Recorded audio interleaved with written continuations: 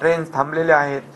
तर मग हळूहळू सेंट्रल आणि हार्बर पण आता सुरू झाली, हार्बर बी सुरू व्हा. तर ही जी काही थोडं स्लो होतं, परंतु आता पाण्याचा निचरा झाल्यामुळे रेल्वे सेवा देखील सुरळीत होती आहे. आणि त्याचबरोबर त्यासाठी आम्ही BST आणि STला देखील सूचना केल्या होत्या की ज्या ज्या ठिकाणी आवश्यक आहे त्या ठिकाणी आपली ही सेवा देखील देण्याची गरज आहे, त्या ठिकाणी तुम्ही तात्काळ ती सेवा देखील द्या. आणि त्याप्रमाणे एकंदरीत आत्ता आपण पाहिलं तर आपलं राज्याचं जे डिझास्टर कंट्रोल रूम आहे तिथेही मी जाऊन आलो. तिथून देखील आपल्या पूर्ण राज्याचा आढावा घेतला.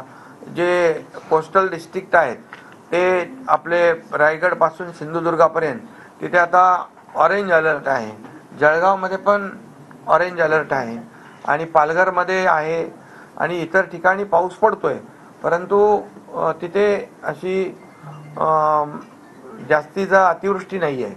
त्यामुळे त्या ठिकाणी देखील सिंधुदुर्ग NDRFची मी देखील प्रमुखांशी सकाळी बोललो आणि त्यांनाही त्या सर्व टीम सिंधुदुर्ग आणि ज्या ज्या ठिकाणी रात्री ऑरेंज अलर्ट होता आता रात्री रेड अलर्ट होता आता ऑरेंज अलर्ट आहे त्यांना देखील. आणि त्याचबरोबर आर्मी, नेव्ही आणि एअरफोर्स हे जे आहेत त्यांच्याशी त्यांनाही अलर्टवर ठेवलेलं आहे. कुठेही काही असं आवश्यकता लागली तर ताबडतोब त्यांची मदत आपल्याला घेता येईल.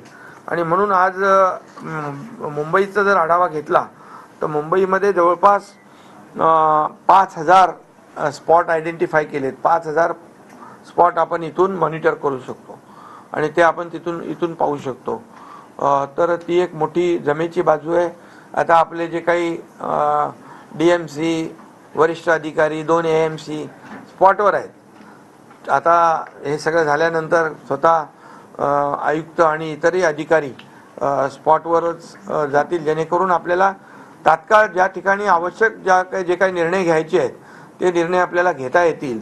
आणि त्यामुळे मला वाटतं आज रेल्वे, महापालिका, राज्य स्टेट डिझास्टर, NDRF ही सगळी जी टीम आहे ही टीम आपल्याला या ठिकाणी एवढा पाऊस पडलेला असताना देखील निचरा जो आहे ज्या पद्धतीने होतोय ते देखील आपल्याला मान्य करावे लागेल की त्याचाही निचरा देखील फास्ट होतोय. आणि त्यामुळे मगाशी इकडे येता येता आपल्याला जे रस्ते पूर्ण पाण्याने भरलेले दिसत होते, आता इथं आल्यानंतर काही रस्ते आपले त्याच्या लेन चालू झाल्या आणि वेस्टर्न एक्सप्रेस आणि ईस्टर्न एक्सप्रेस पण दाखवला आणि त्याच्यावरच्या हायवेवरचे देखील ट्रॅफिक जी आता सुरू झालेली आहे. आणि